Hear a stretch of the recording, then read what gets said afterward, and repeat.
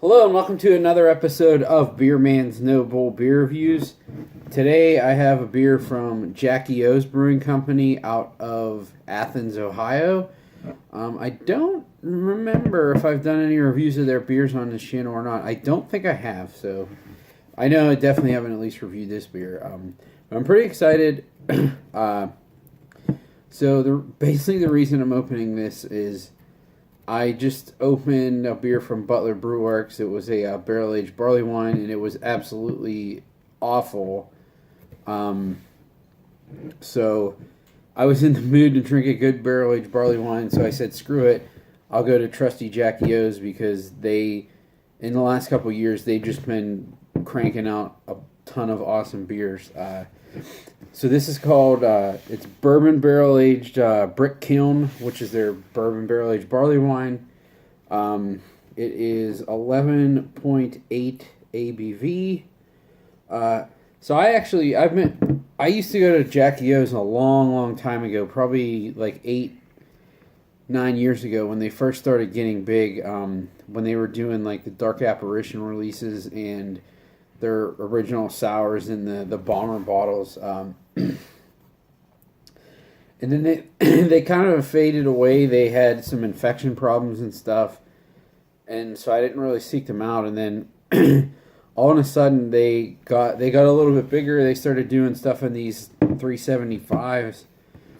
And I wasn't seeking them out at that point, but people started bringing their stuff to different bottle shares, and I was like, wow, these are all really, really good. So, yeah, I mean, you can just buy this off the shelf in Ohio. You don't even have to go to Jackie O's, and that's how a lot of their stuff is. It's really, really great. It's reasonably priced. And in my opinion, they're definitely one of the most underrated brewers in the country. And also, unfortunately, their head brewer, or their director of brewing operations, is leaving to go to California, and it just said he's taking on other ventures, so it really wasn't specific if he's doing something else in brewing or if he's doing something else completely different. I have no idea, but I'm hoping that doesn't change their quality. I'm assuming it won't, because they're big enough now that like there's no way he was the only person brewing. They definitely have to have a team at this point because they're a decent size. So I'm hoping everything stays status quo, but regardless, this was definitely made before he left, so let's crack it open and see what we got.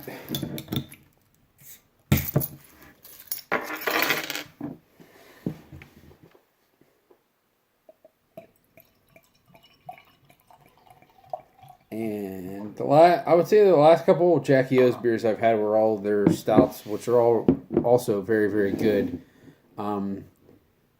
I haven't had this beer in a pretty long time, so I'm excited for it. But every time I had it, I really, really liked it. So, as you can see, it pours a pretty dark brown color. I mean, it almost looks like a stout. But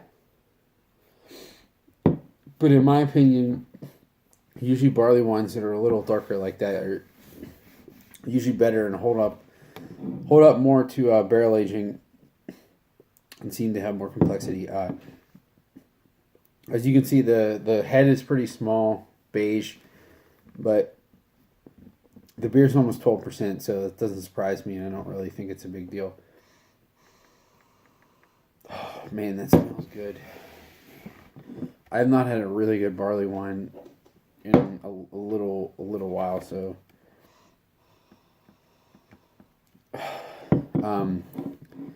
there's so much like vanilla-y oak in the aroma, and just like it's like vanilla oak and cookie dough with like caramel and like dried figs. It smells so good. This honestly really reminds me of Aaron and the OG Trogs Flying Mouflon. It smells really, really good. And there's actually a little bit of like an herbal character, which I think is from the hops too.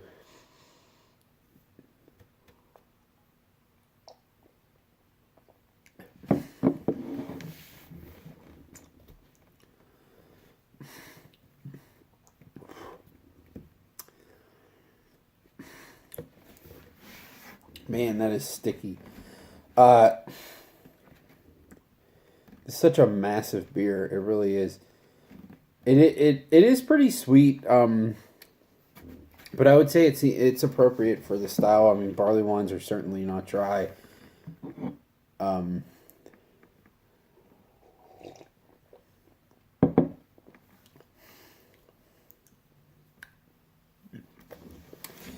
it's nice though because it almost has it. The underbelly of it, it really seems like what I would consider an American barley wine. There is some bitterness to it and a little bit of a hop flavor, but I mean it tastes like an American barley wine was sitting in barrels for 12 months. That's what it tastes like. So most of the hops are gone. There's a little bit of herbal flavor, a little bit of bitterness, but mainly it's subdued and the barrel is taken over.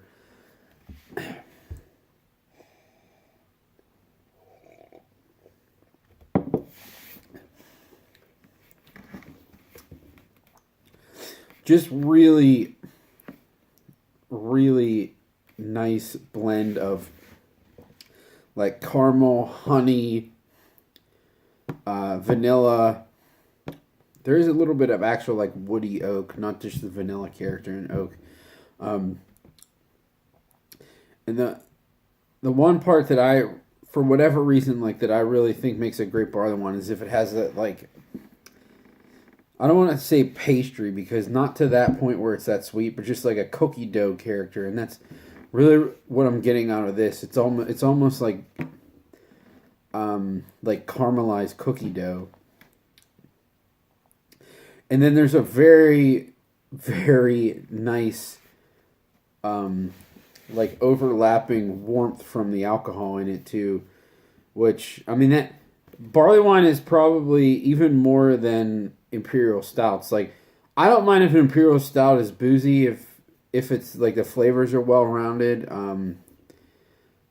But it gets to a point where I'm like, I don't, the alcohol is overwhelming the flavors of the stout. But like, for whatever reason, barley wines to me it's okay if something's like super spirit driven because it just seems to be the way it is. And barley wines lend more to being in barrels than any other style, so it just takes something that I think there's some barley wines that are good not in barrels, but the amount of them are, in my opinion, is like somewhat limited. But when you put like an already good barley wine in a bourbon barrel and you blend it correctly, it's just an amazing thing, and this is definitely a good example of that.